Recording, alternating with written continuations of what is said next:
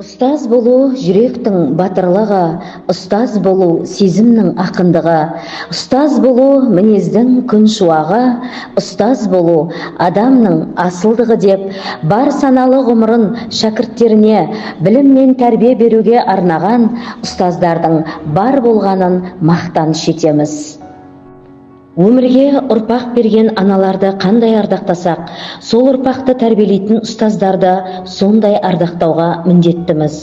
Осындай жолы мен жөні бөлек аяулы ұстаздарымыз тек шәкірттерінің ғана емес, бүткіл елге мақтаныш болған, саялы бәйтеректей тамырын тереңге жайған Әлиевтер отбасы жайында жырлағым келеді. Қазақстан Республикасы Оқу-ағарту министрлігі ұстаздар күні қарсаңында қоғамда педагогтар мәртебесін көтеру, мамандық маңыздылығын арттыру, оны ақпараттық насихаттау мақсатында педагогтар әулеті бағыты бойынша ардагер ұстазымыз, тарих пәнінің мұғалімі, Ұлы Отан соғысының ардагері Әлиев Сәдуақас ағай. Әлиев Сәдуақас 1918 жылы Тереңөзек ауданына қарасты Мақпалкөл колхозында дүниеге келген. Әке-шешесі диқаншылықты кәсіп еткен. 1933 жылы Сырдария ауданына қарасты Бастауыш мектебінде оқып, 4 жылдық білім алған. 1934 жылы Қызылорда қаласындағы политехникумға оқуға түсіп, 1939 жылы бітірген. Сол жылы Жаңақорған ауданында 7 жылдық мектепте ұстаздық қызмет атқарған.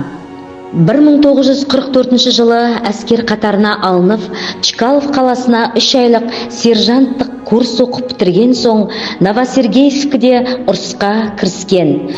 Соғыс аяқталған соң 1945 жылы желтоқсанда елге қайтып оралды.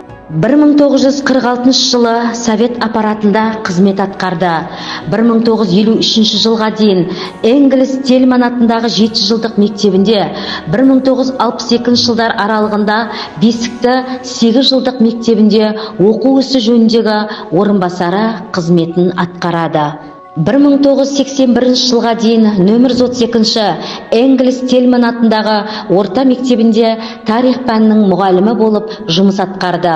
1978 жылы Қазақ СССР-ның халық ағарту ісінің озық қызметкері белгісімен марапатталады. 1978 жылы зейнеткерлікке шықты.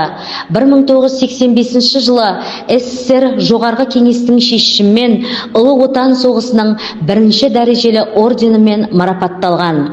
Әлиев Сәдуақас жұбайы Әлиева Күләшпен 9 балалы, 35 немерелі болды.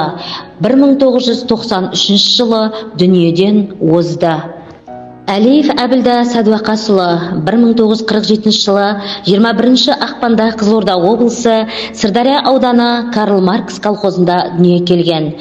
Ол 1955 жылы осы ауыл мектебінің 1-ші сыныбына қабылданып, 1965 жылы Қызылорда қаласында 1-ші май атындағы нөмірі 1-ші қазақ орта мектебін тамамдады.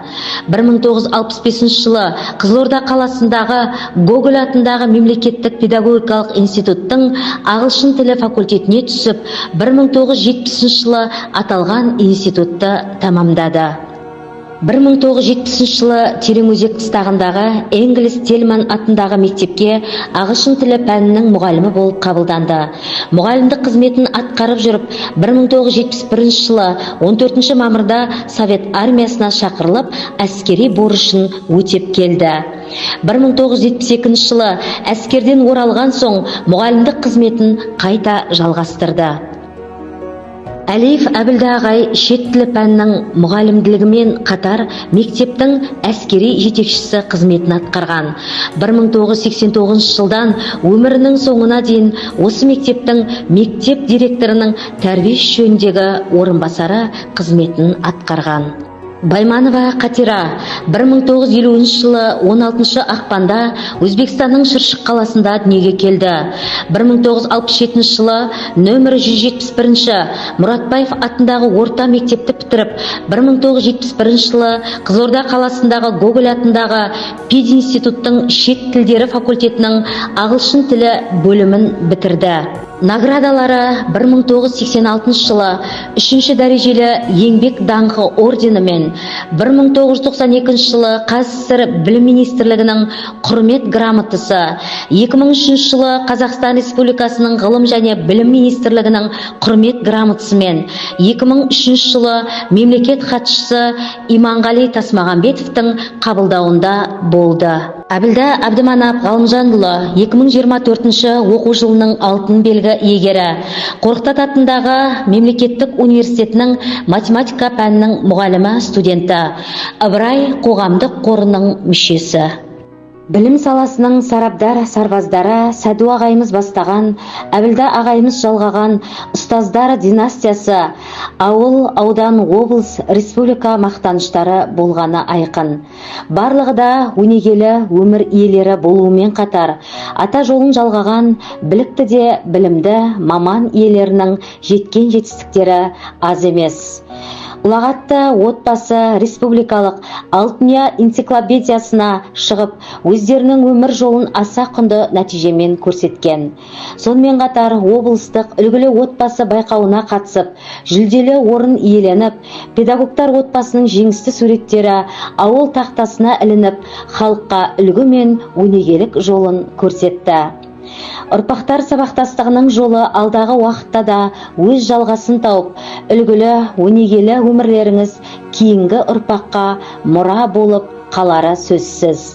Білім майталмандарынан тараған төрт ұрпақтың әрі қарай ата жолын биікке шығарып, ұрпақтар сабақтастығының алтын көпірі өз жалғасын таба беруіне тілектеспіз.